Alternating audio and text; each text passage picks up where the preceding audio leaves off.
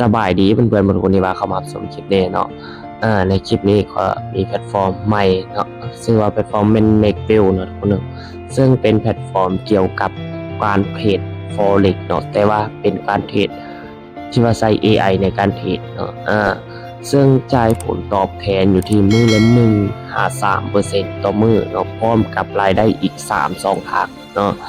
ซึ่งแพลตฟอร์มตัวนี้ข้อยก็ได้ศึกษามาระยะหนึ่งเนาะซึ่งมันมี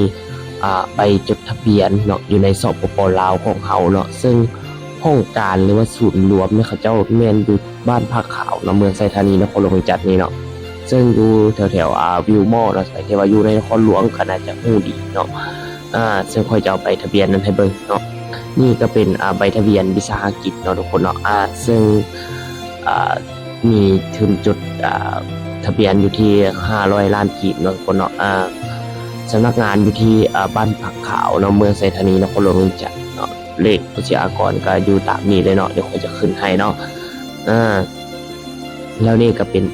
ใบอนุญาตการใช้ตาประทับแล้วว่าชื่อแจ้งเนาะชื่อแจ้ง1 หน่วยแล้วก็ใบตาประทับ6 เหลี่ยมเนาะบริษัทเดอะวิดดอมมาร์เก็ตจำกัดผู้เดียวเนาะซึ่งเขาจะออกบริษัทแม่นเดอะวิดดอมจำกัดผู้เดียวเนาะ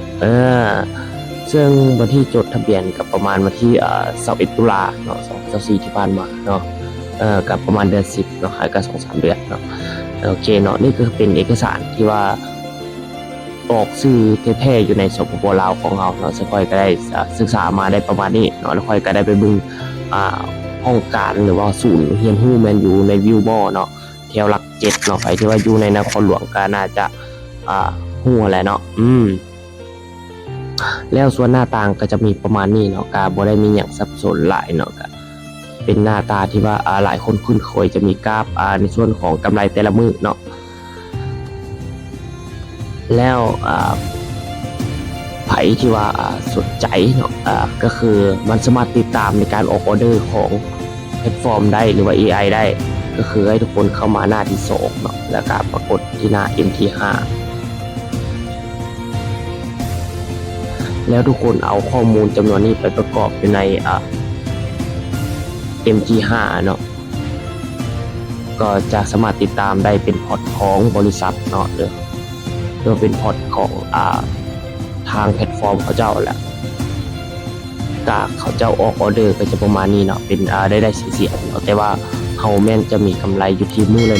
1-3%อยู่แล้วเนาะกราฟที่ว่าเขาสามารถติดตามได้นี่ก็เป็นประวัติในการออกออเดอร์เนาะเขาเจ้ามื้อนี้เขาเจ้าก็ออกไปอยู่ที่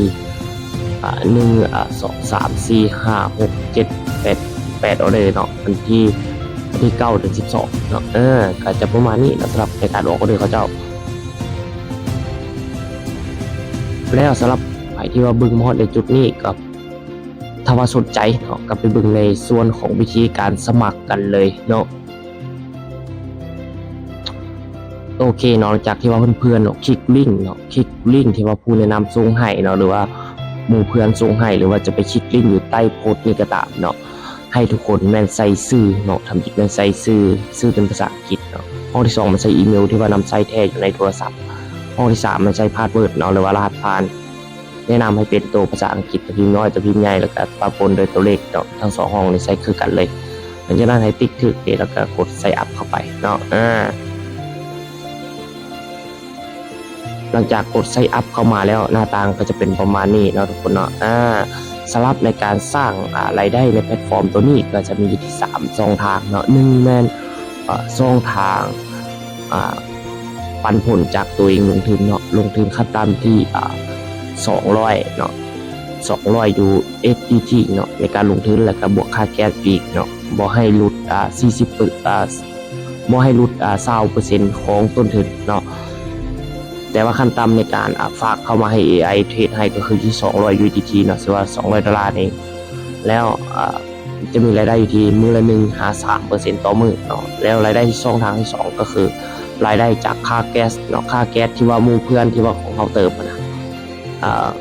อยู่ที่4-10% ต่อครั้งเนาะทุกๆครั้งที่ว่าเขาจะเติมจะได้เรื่อยๆเนาะแล้วช่องทางที่3แม่นช่องทางแผน binary option เนาะก็คือการแตกซ้ายแตกขวาเนาะแบบกระจาย สูตรเนาะซึ่งตัวนี้มันจะเป็นรายได้แบบยั่งยืนและก็มั่นคงเนาะส่วนรายได้ตัวนี้แม่นค่อยจะเฮ็ดคลิปเนี่ยอีกคลิปนึงก็ฝากให้ทุกคนติดตามไว้แล้วข้อดีในส่วนตัวนี้ก็จะมีหลายเลยแหละเนาะมีค่อยจะเว้าให้ฟังสำหรับข้อดีในส่วนของการที่ว่าเขาใช้ AI ในตัวนี้เพจเนาะสำหรับ Nextwell สำหรับข้อดีของ Nextwell ตามที่ว่าค่อยไปซอกหู้มาก็คือหนึ่งแม่นจะมีรายได้ทุกๆวันก็คือวันจันทร์หาวันศุกร์เนาะยกเว้นวันเสาร์อาทิตย์แม่นจะบ่สามารถสร้างกำไรได้เนาะสำหรับForex เนาะหลายๆคนก็จะฮู้แหละ2เนาะ2มันจะบ่ล็อกทุนของเราก็คือเราสามารถถอนทุนได้ตลอดเนาะบ่ว่าทุกเวลาในวันจันทร์หาวันศุกร์แล้วก็บ่มีสัญญาในการจ่ายเนาะคือบาง AI หรือว่าบาง EA เนาะที่ว่าเขาได้เศร้านะมันจะมีกำหนดจ่ายก็คือจะมีสัญญาว่าต้องเท่านั้นเท่านี้วันเนาะแล้วตามที่ศึกษาเบิ่งก็คือมันจะเอากำไรแท้ๆเนาะจากการเทรดของมันมาจ่ายเนาะตามที่ว่าเราติดตามเบิ่งใน MT5 ที่ว่าค่อยเบิ่งในเบื้องต้นแล้วสำหรับในการถอนเนาะบ่ว่าเจ้าจะถอนน้อยหรือถอนหลายก็จะมีคำท่าธรรมเนียมเพียงแค่ 1% เนาะในการถอนมันเป็นเครือข่ายของ BT Sound มันจะไหวเนาะโอเคเนาะสำหรับคลิปนี้ก็จะขอจบเพียงเท่านี้เนาะสำหรับใครที่ว่าบ่เข้าใจในจุดใดก็สามารถ